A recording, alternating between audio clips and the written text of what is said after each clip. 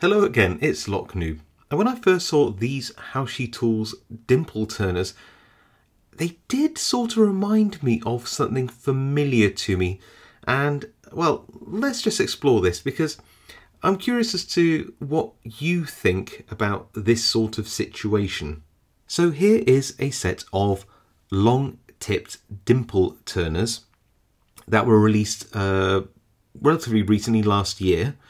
And these are the ones that I designed with multi-pick. You can even see it says designed by Noob on there.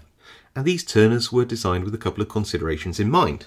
The first consideration is that with shorter ended dimple turners like this one, the tool itself doesn't always reach down to where the last pin in a lock is. And that can be a bit of a problem if, like me, you like to use the edge of the turner as a rest for your dimple flag to guide it all the way down so that you don't end up sort of pivoting off the pins, which can happen. That can be even more of a problem when you have a dimple lock behind a really big escutcheon or spinner like this, where about that much of the tool is already taken up just to get to the front of the lock itself. When you have the longer tip, of course, it can get past that spinner no problem and go all the way to the back of the lock. And you can see here that it definitely reaches past the last pin in this 7-pin dimple lock. The handles of these turners were designed to be nice and long for comfort, and also they're angled slightly away, which I also find to be more comfortable. When we compare two of these tools together, you can see that there are some similarities and also some striking differences. So similarities are the way that the text is sort of lined up. So we have logo, a serial number which starts with SP, and I don't know why the Haoshi Tools one does start with SP, but certainly the multi-pick one does. Then you can see here that it has very similar sorts of markings here, different font, but it says 1.5 times 4, definitely the same thickness, so that's 1.5 here and 4 this way. And then it does have a sort of a cursive script. Mine says designed by Noob, and this one just says Dimple Lock Wrench. But it is, I think, quite striking how similar the layout of that design is and their font choices. Well, at least I think so. In terms of the differences though, the handle of this dimple turner is longer by about 5mm or so, not distinctly so, but the tip is around, I would say, a third shorter, and that does, as you saw earlier, make a difference.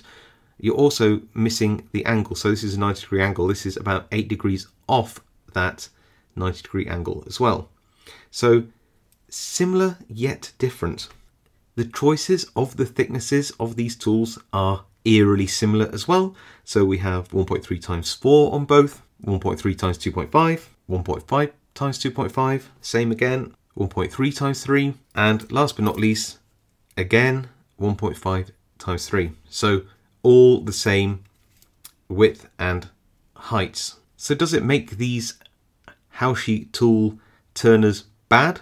No, not really. They might not offer some of the advantages of the multi-lock versions, but they do still fit inside the lock and provide quite adequate tension, especially in smaller locks which don't mind these smaller tips. You may of course struggle with these deeper keyways if you like to rest your dimple flag on the side of the turning tool like most pickers do, and this of course will be exacerbated where you have those locks with the escutcheons or spinners, and this will mean that it's slightly more prone to sort of rocking out because there just isn't going to be much of that turning tool tip to help you turn that core. But they're not necessarily bad dimple turners for what they are. They will work in the right lock, of course.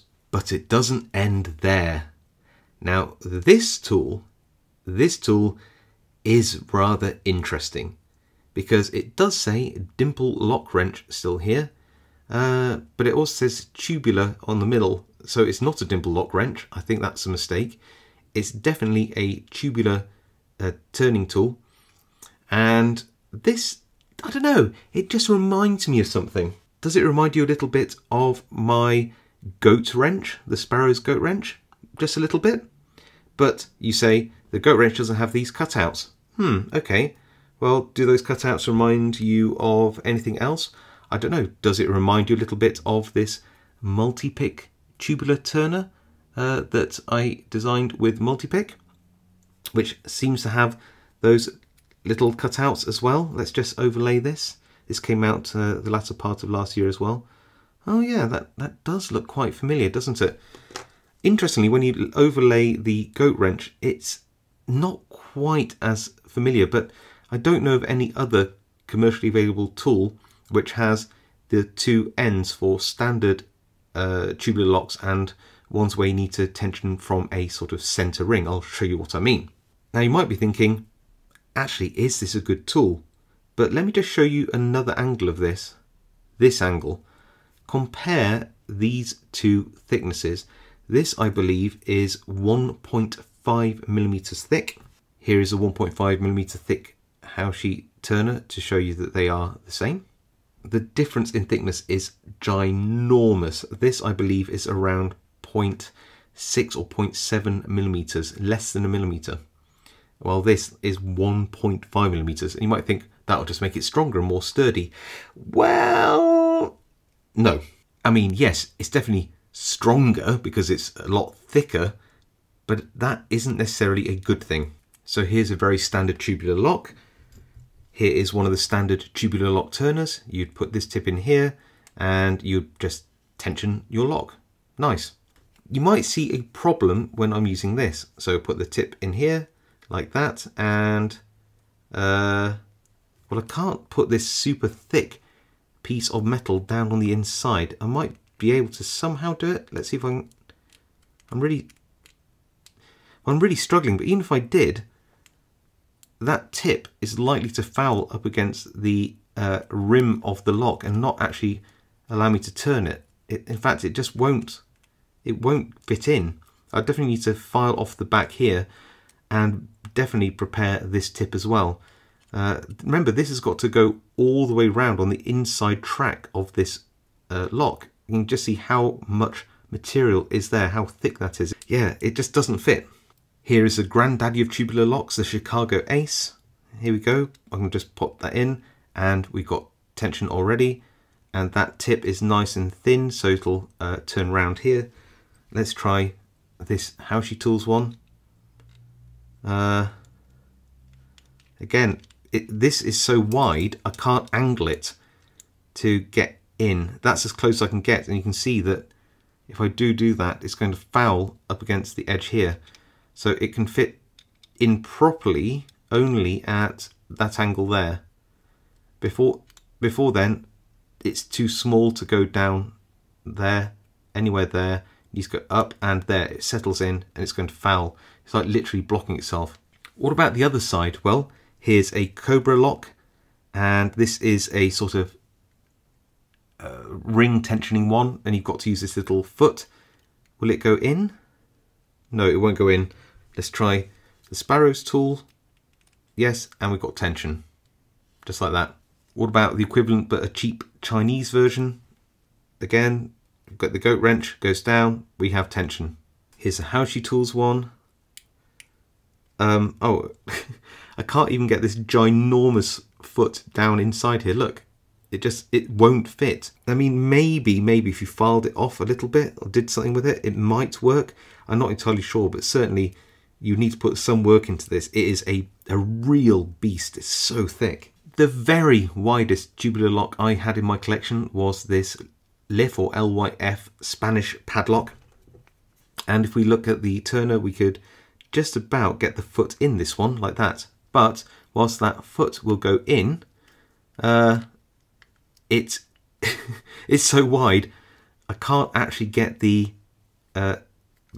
other tip in to pivot off to supply tension. It just doesn't actually tension the lock, and it won't actually go down as far as it needs to because it's actually stopping it from being pushed down further.